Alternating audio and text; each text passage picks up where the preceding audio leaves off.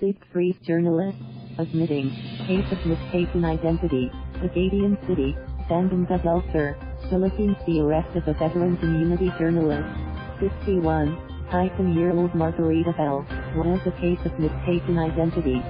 The Criminal Investigation and Detection Group, CIDG, admitted the mistake after holding Valle around close to 9 hours on Sunday by virtue of merely decade-old arrest warrant for a murder case. Valle's full name is Fedelina Margarita Avellanosa Valle. She was mistaken for Elsa Renton, also known as Tina, Maglaya, and Fedelina Margarita Valle. Renton, a suspected member of the communist movement, is the subject of a 2006 arrest warrant for arson and a 2011 arrest warrant for multiple murder with quadruple frustrated murder and damage to government property. These details were provided by Virginia Pestañas, a member of Task Force Detainees of the Philippines, which coordinated with the CIDG for Valle's release.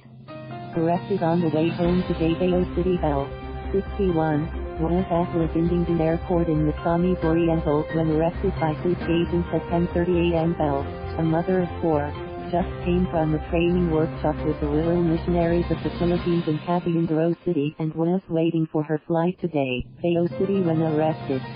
Her whereabouts were known for several hours.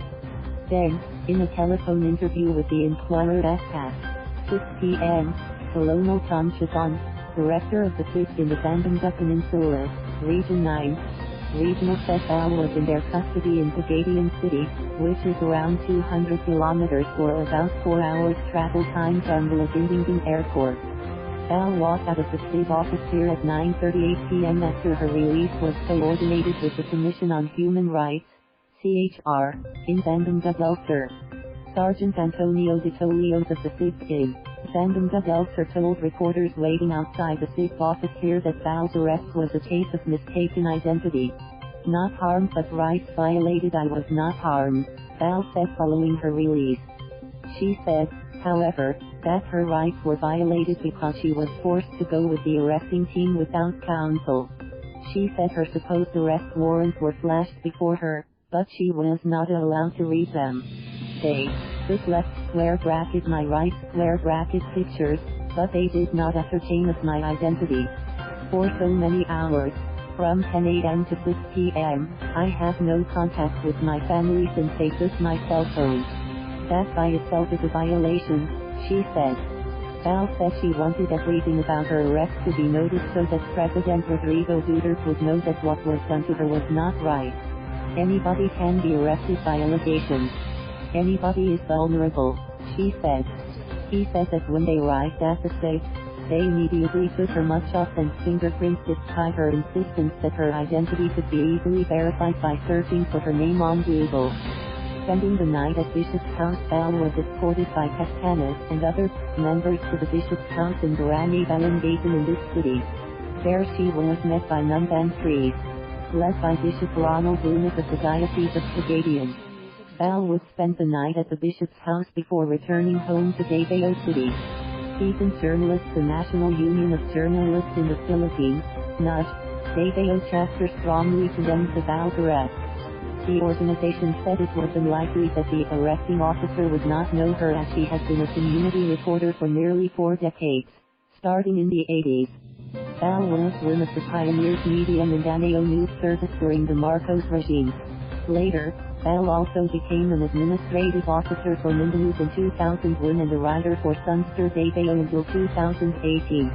Aside from being a seasoned journalist with vast experience in reporting various issues in Mindanao, Valle is also known for her community development work, partnering with different non-government organizations focusing on peace development, environmental protection and community capacity and ability programs.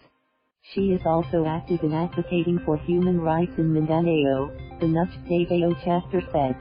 It said that the arrest of Valle showed a clear twisted logic of the Duterte administration that foolishly believes in the conspiracy theory of people linking with the Communist Party using same pretext and plot weaved by past administrations.